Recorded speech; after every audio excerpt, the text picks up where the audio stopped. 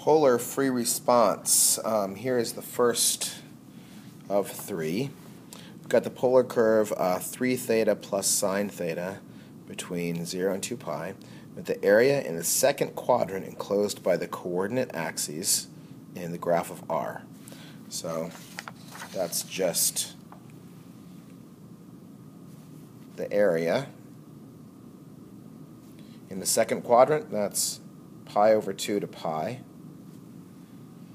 of 3 theta plus sine theta squared d theta, that's our 1/2 r squared. And then this is a calculator problem, so we're going to put that all in the calculator and see what we get. But you need to write this down. That might be worth 2 points just to write this down and have all those details right. So don't be lazy. And you might not get, even if you get the answer right, they might not give you the setup points. I think you need to write these things down. All right, so we're going to do math 9. I forgot to multiply by 1/2. I'm going to have to remember that at the end. So we have 3x plus sine x, that whole quantity squared, comma x, comma pi over 2, comma pi. And then I need to, here's my dividing the whole thing by 2. 47.513. 47.513. All right. Part B. For pi over 2 to pi, there's one point P on the polar curve with x coordinate of -3. Find the angle that corresponds to that point P, and then find the y coordinate of the point P, and show the work that leads to your answers. Well, if we're talking about x's and y's, we've got to get this polar curve into xy form. So we know that x is equal to r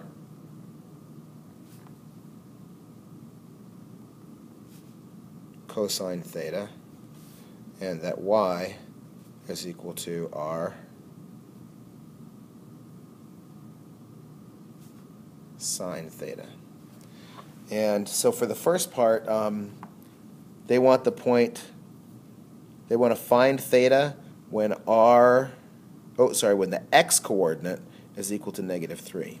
So if the x coordinate is -3, that means -3 would have to be equal to 3 theta plus sine theta cosine theta. So I'm going to go ahead and graph that. And it's got to be between pi over 2 and pi. So let's see. I can just move that to the other side, or you can graph those two and find the intersection, whatever you want. But I'm going to graph 3x plus sine x, close parentheses, all that times cosine x, and then I'm going to add that 3 over, so I'm looking for zeros of that. And before I graph it, I'm going to fix my window. So I'm looking at the right stuff here. My window should go from pi over 2 to pi. That's all I care about. Here it comes. Boom. Hey, that looks like a nice value of theta. Let's see what that is. Calculate 0. I'll just use this. Come on, little guy.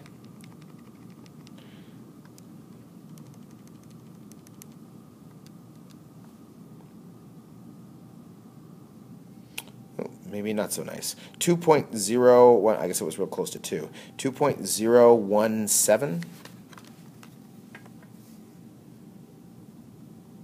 2.017. That's theta. All right, what else do they want here? Find the angle theta that corresponds to point P, and then they want the y coordinate, so I guess I could just plug that in. But since I'm trying to get something accurate to 3 decimal places, I'm going to keep the 2.0169. So going back to my home screen, I'm going to go 3 times 2.0, let's try that again. 3 times 2.0169. Oh, I need to set a parenthesis. Oh, and I'll do that with it. Never mind. Blah, blah, blah.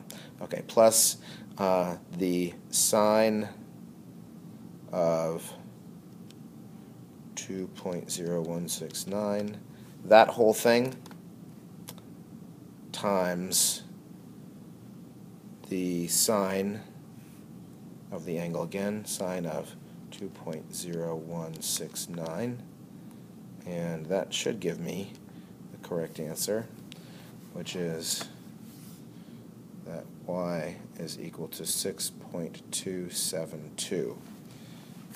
Hope all these answers are actually right. And then, oh, that's it. Okay, so we're done with that part. Part C.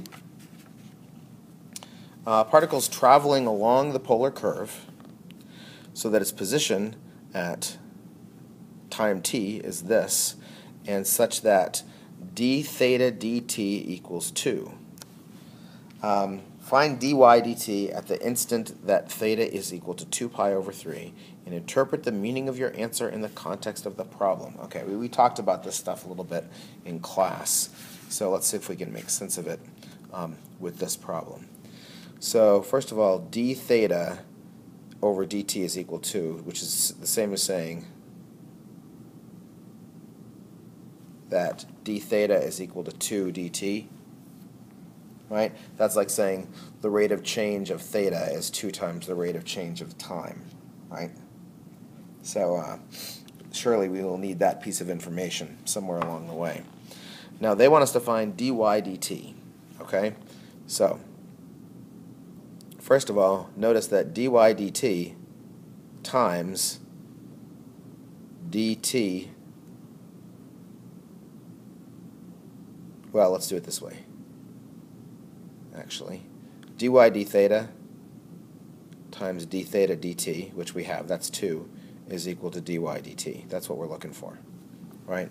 They want us to find dy dt. So it's just this times 2, because d theta dt is 2. So that's basically like a chain rule kind of thing. Now, what's dy d theta? Well, from up above here, I've got y, so dy d theta is equal to, do the product rule on this, the derivative of the first, which is 3 plus cosine theta, times the second, plus the first, 3 theta plus sine theta, times the derivative of the second, which is cosine theta. All right? So that's that, and then dy dt is equal to 2 times all this stuff, right? Times this. All right, and they want us to do it at 2 pi over 3. So I guess this is a calculator problem, so we might as well just plug it into the calculator, although 2 pi over 3 is nice enough, right? So listen, since we're going to be using 2 pi over 3 in all those different places, why don't we do this? Let's take 2 pi over 3 and store it in our calculator as x. And then I can do this. I can say, I can enter this whole thing, 3 plus cosine, that's not a 3, 3 plus cosine x times sine of x. That's got to be 0, right? Doesn't one of those have to be? Wait, are we 3 pi over 2 or 2 pi? Oh, sorry, 2 pi over 3. Never mind. There's that part. Plus 3 x plus sine x times cosine of x. I think that's good. And then we want to take that whole thing and multiply it by 2. So negative 2 negative 2.819. Again, I multiplied this by 2 because of this relationship. Okay, that was fun. I hope I got those answers right. Hope you did too. I'll go back and check those later. All right, now, next one. Got a pretty picture of this thing. Looks like somebody's thumb, don't you think? Not mine, quite. Anyway, curve above is drawn in the xy plane and is described by the equation in polar coordinates. R equals theta plus 2 sine theta. That's actually like vaguely similar to what this was, isn't it? Anyway, for 0 to pi, where r is measured in meters and theta is measured in radians. So r is in meters. All right.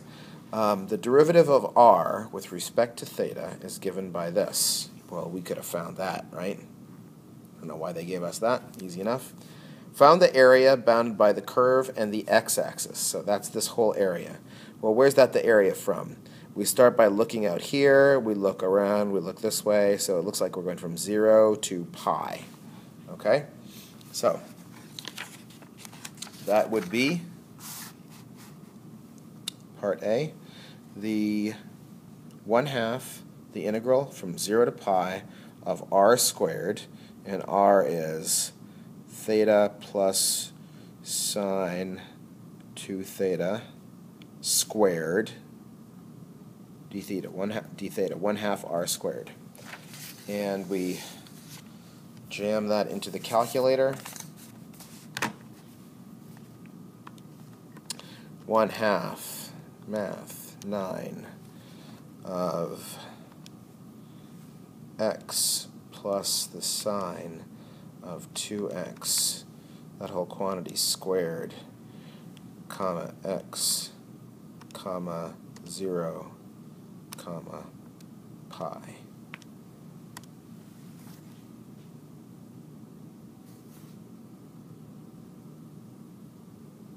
.382 is what I got there. All right, make sure to show your work. That's worth probably a couple of points. Part B, find the angle theta that corresponds to the point on the curve with x-coordinate of -2. Oh, we just did this. All right. B, so the x-coordinate, x is equal to r cosine theta. So let's see. I don't see anything about y-coordinates, so let's just do this and see if we can't get an answer and if that's enough. We want that to be equal to -2, x-coordinate of -2. So I'm going to graph this. Ooh, I might be able to create it, to recreate it here. 2 there. That's it, isn't it? Times cosine x plus, and they wanted -2, so it's going to be +2 instead. So it looked like that. And where should we be looking? Well, this is just the graph from 0 to pi, so I think we just want to go from 0 to pi. And we're expecting it to cross one time. Come on. There we go. So it looks like it crosses between this 1, 2, between 2 and 3. So second, calculate 0 between, what do we say, 2 and 3? 2 and 3. 2.786. So theta is equal to 2.786. That's what makes that. I guess we could say this x equals -2 when theta equals this. All right. Part C. Between pi over 3, which is about here or so, right, and 2 pi over 3, about here or so, dr d theta is negative. What does that say about r? And what does this fact say about the curve? What does this fact say about the curve? I'm not really sure what they mean by that. Well, dr d theta being negative means that as theta increases, as theta goes around in its little journey, as it does, counterclockwise, r is decreasing. That means it's getting closer to the origin. I guess they're looking for, this would be my guess, that here they're looking for r is getting smaller. And what does it say about the curve? I guess points on the curve are getting closer to the origin, right? I'll have to look that up and see what they were looking for there. But that's all I can think to say about that. But they do like this, interpret the meaning of. All right. Find the value of theta between 0 and pi over 2 that corresponds to the point on the curve in the first quadrant with the greatest distance from the origin. And then justify your answer. Well, the distance from the origin is just r, right? So I think if we graph this from 0 to pi over 2 and then just find the maximum, it won't look like this, right? It would be like stretching the angles as we look through angles like this would be kind of lining that out from 0 to pi over 2 and looking at the r's. So it won't look like this, but we will be able to find where the maximum r is. And actually, don't we already know that it's find the value of theta in the interval that corresponds to the point on the curve in the first quadrant with greatest distance from the origin? Isn't it just going to be pi over 3? Because they told us that it's decreasing here and presumably it's increasing here. Maybe this is a no calculator problem. So maybe graphing it's not an option. But they told us here that dr d theta is negative. So if we looked at a sine chart, if we went from like 0 to pi over 2, and they gave us the derivative. So where is that derivative equal to 0? We could say, if we're trying to find maximums, trying to find the maximum r, so we set the derivative, which they gave us, equal to 0. That means cosine of 2 theta is equal to negative 1/2. So what angle has a cosine of negative 1/2? An x-coordinate of negative 1/2. That would happen, x-coordinate over here, that would be at 2 pi over 3 and 4 pi over 3.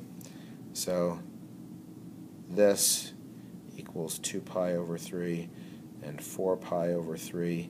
So theta is pi over 3, which we suspected anyway, right? Because they already told us that.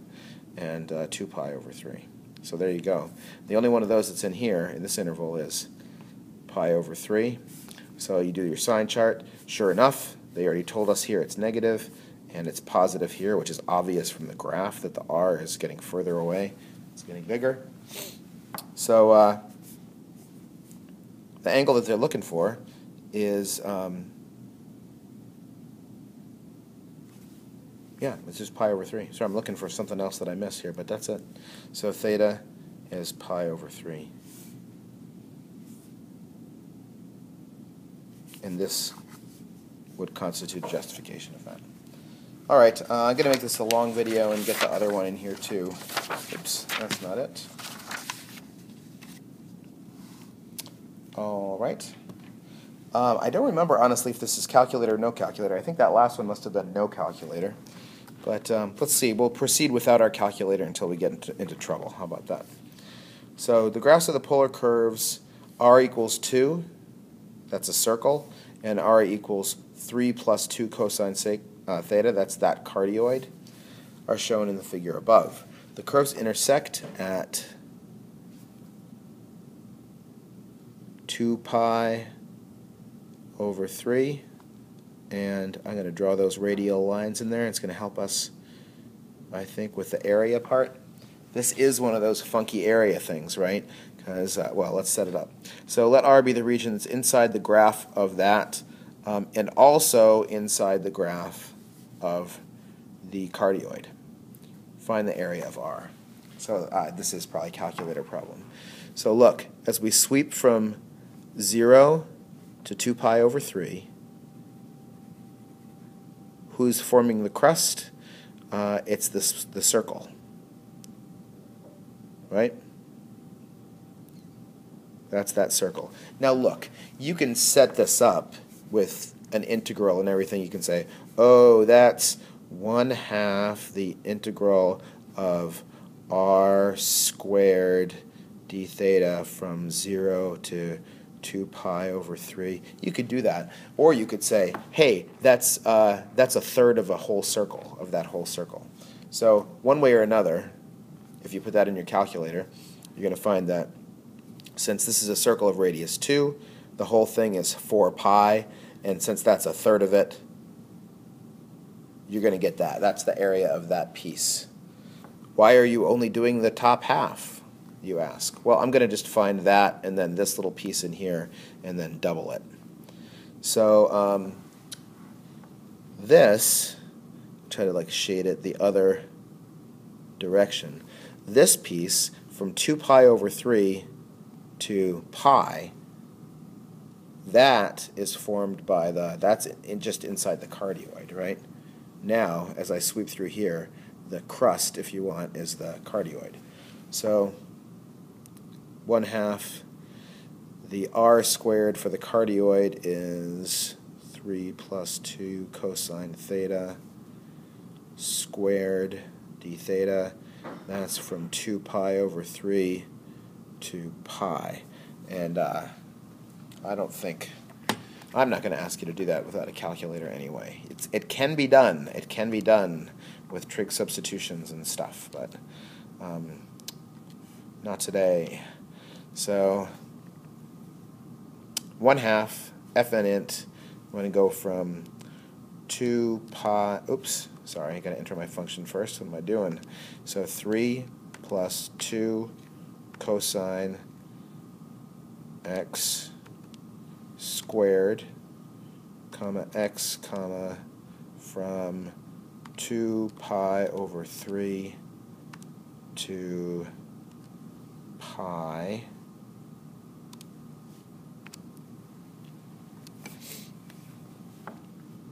and that is 0.996. I'm going to keep one more decimal place, right, because I want it to be accurate to 3. And then I'm going to go ahead and divide that by pi just in case it's something nice. No, not really. Doesn't look like it. Okay, so adding those two together,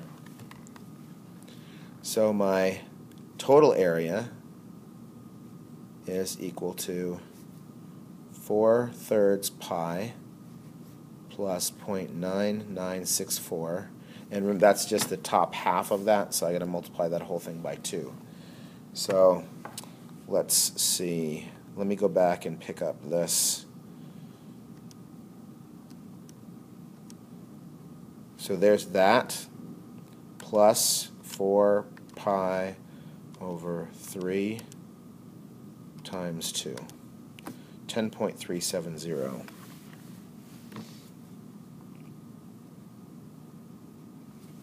All right. That was fun. Sorry, actually, that's pretty neat right there. Okay. Anyway, part B. What do we have? Particle moving with non-zero velocity along the polar curve given by that has positioned this, and at time 0, so theta is 0 when time is 0. So the clock starts ticking here. It's moving on the cardioid.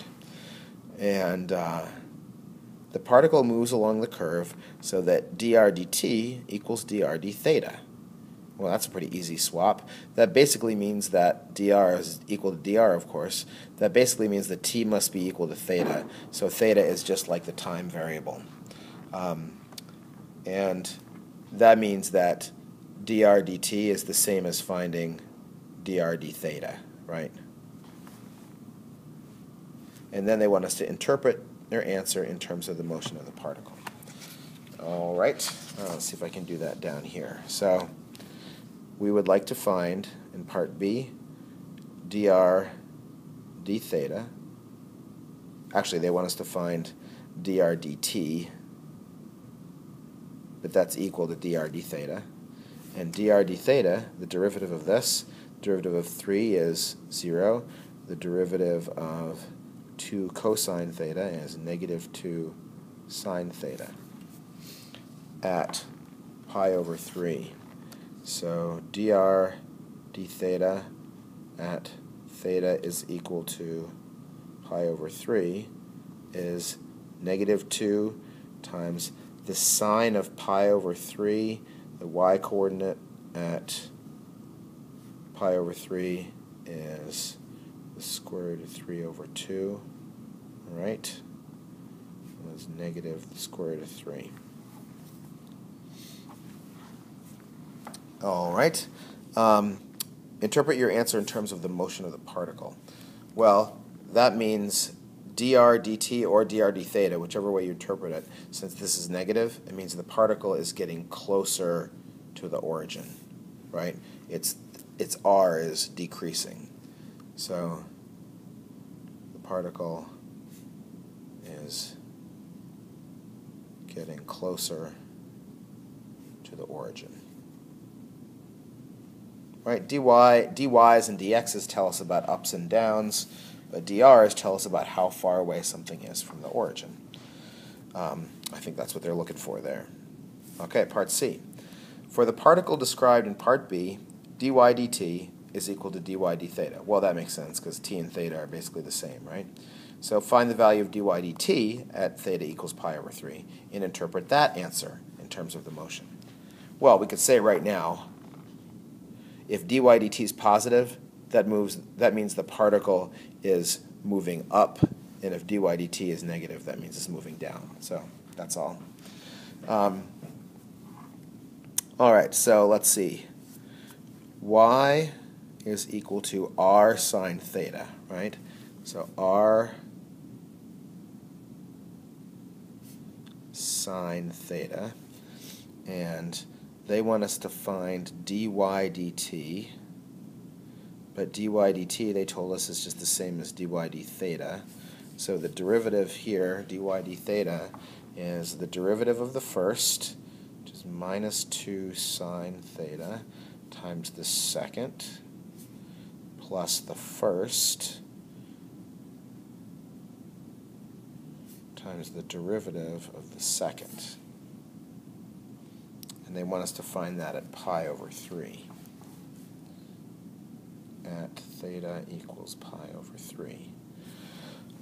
Should we do that by hand? I guess we could, right? The sine of pi over 3 is the square root of 3 over 2, and cosine is 1/2. So that looks like it'll be nice enough. The square root of 3 over 2 times itself is 3/4 times negative 2 is negative 3/2 plus 2 times 1/2. Maybe this wasn't a calculator problem. Maybe I shouldn't have done that. No, surely that was calculator. Huh. Well, who knows? We'll check the rubric. The 2 times 1/2 is 1. 3 plus 1 is 4 times 1/2 is 2. Negative 3/2 plus 2 is 1/2. So dy dt is equal to 1/2. And since this is positive, so the particle is going up.